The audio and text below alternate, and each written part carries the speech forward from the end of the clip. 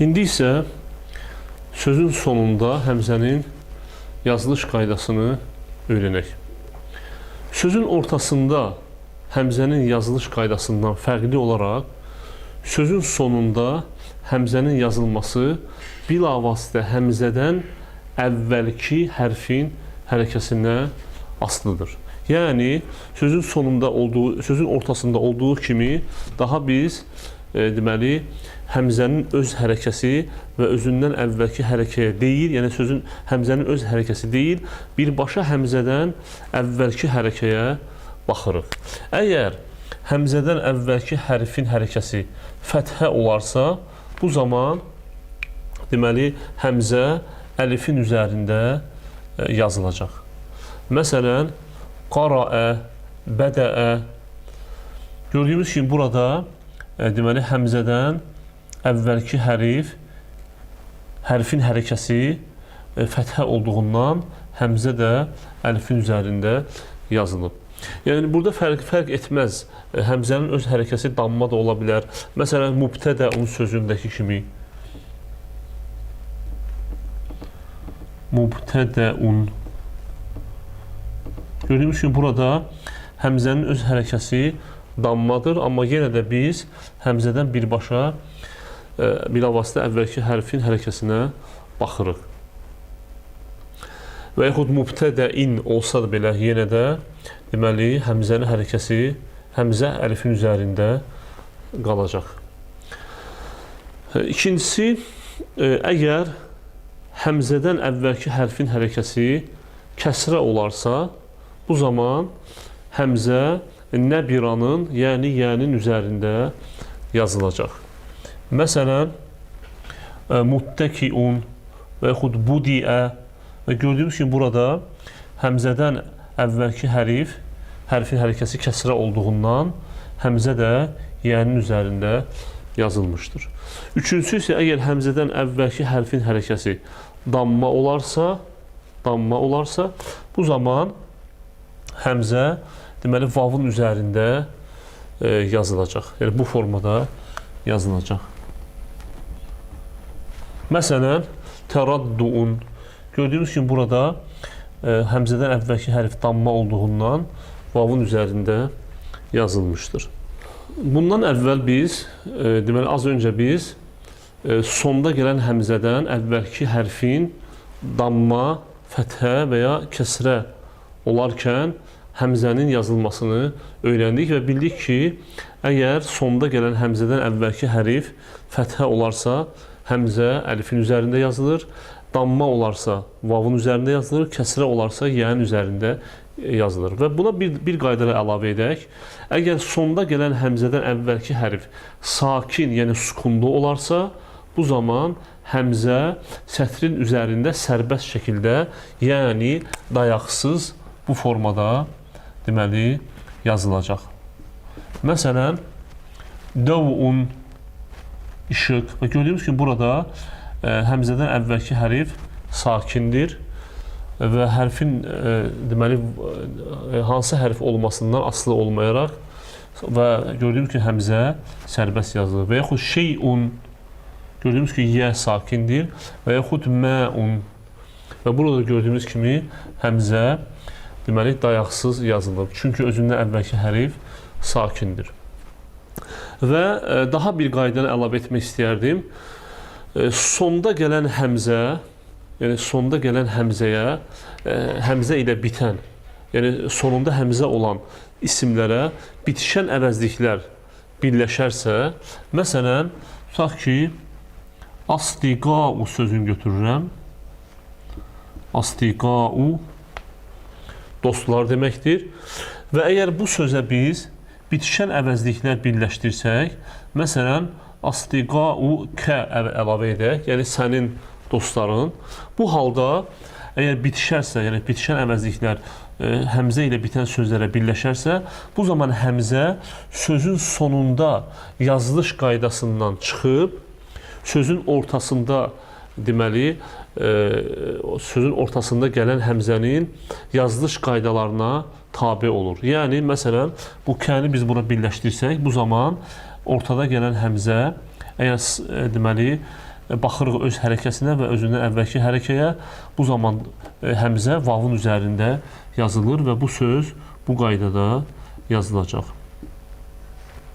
Astiqauke artıq vavun üzərində yazılacaq. Çünki niyə görə? Artıq burada biz sözün sonunda, həmzənin sözün sonunda yazılış qaydalarına deyil, sözün ortasında həmzənin yazılış qaydalarına riayət eləməliyik.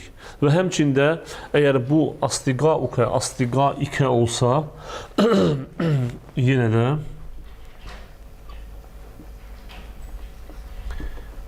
həmzə nə bir an üzərində yazılacaq. Və əgər astiqaike olsa, o zaman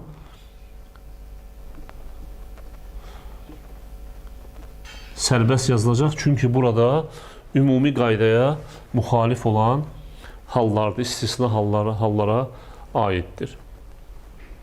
Və bununla da biz həmzənin sözün sonunda yazılış qaydasını öyrəndik və indi isə tapşırıqlara keçək. Həmzənin yazılış qaydasına gəlincə isə qayda belədir. Sözün sonunda gələn həmzənin dayağını bilmək üçün həmzədən bilavasitə əvvəlki hərfin hərəkəsinə baxmaq lazımdır. Çünki həmzənin dayağı bu hərfin hərəkəsinə uyğun olur. Daha burada sözün ortasında olduğu kimi deməli, həmzənin hərəkələrin üstünlüyü nəzərə alınmır. Və əgər həmzədən, yəni sözün sonunda gələn həmzədən bilavasitə əvvəlki hərfin hərəkəsi fəthə olarsa, bu zaman həmzə əlifin üzərində, kəsrə olarsa yənin üzərində, damma olarsa vavun üzərində yazılacaq. Məsələn, mubtədəun gördüyümüz kimi həmzədən əvvəlki hərfin hərəkəsi fəthədir və buna görə də həmzə əlifin üzərində yazılıb. Burada isə həmzədən əvvəlki hərfin hərəkəsi, yəni kəf hərfinin hərəkəsi kəsrədir və həmzə yənin üzərində yazılıb.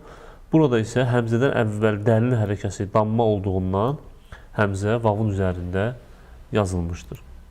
Əgər sonda gələn həmzədən bilavasitə əvvəlki hərf sakin olarsa, bu zaman həmzə sərbəst, dayaqsız yazılacaq.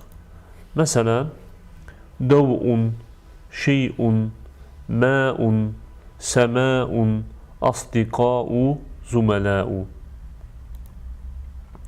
Və burada daha bir qeyd var.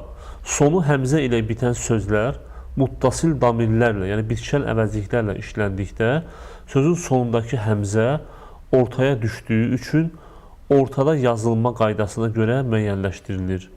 Yəni həmzə sözün sonunda yazılma hökmündən çıxıb ortada yazılma hökmünə girir. Məsələn, züməlau, bura kəf damiri bitişdikdə züməlaukə artıq burada sözün ortada, həmzənin ortada yazılma qaydası istifadə olunur.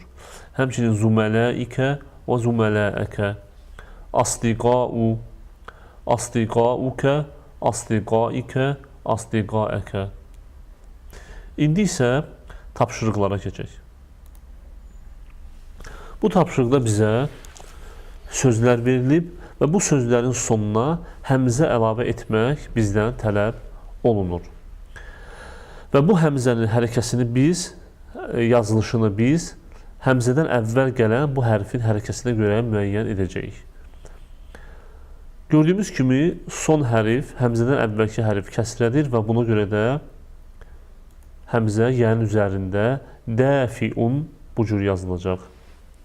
Həmzədən əvvəlki hərf sakin olduğundan həmzə sərbəst yazılacaq. Şeyun. Fəqaə yazmaq tələb olunur bizdən. Qafın hərəkəsi fəthə olduğundan həmzə əlifin üzərində yazılacaq. Fəqaə. Təbətuun.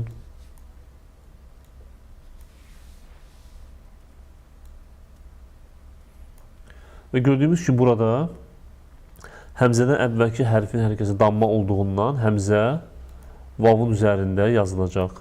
Təbətuun. Burun. Burada Həmzədən əvvəlki hərf sakin olduğundan həmzə sərbəst yazılacaq. Burun. Muttəkəun. Həmzədən əvvəlki hərəkə fəthə olduğundan həmzə əlifin üzərində yazılacaq. Mutəkəfiun. Kəsrə olduğundan həmzə yənin üzərində yazılacaq.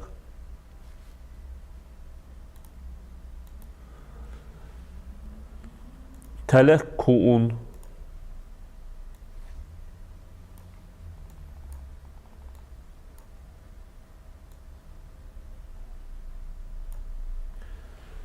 Həmzədən əvvəlki hərfin hərəkəsi damma olduğundan həmzə vavun üzərində yazılacaq.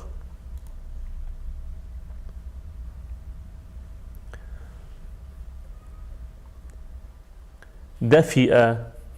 Həmzədən əvvəlki hərf kəsrə olduğundan həmzə yənin üzərində yazılacaq. Aybun. Sukun olduğundan həmzə sərbəst yazılacaq. Bu tapşırıqda isə bizə sözün sonunda gələn həmzə hərfi verilib və həmzə hərfindən əvvəl işarələr var. Bu işarələr şərti olaraq hərfləri bildirirlər.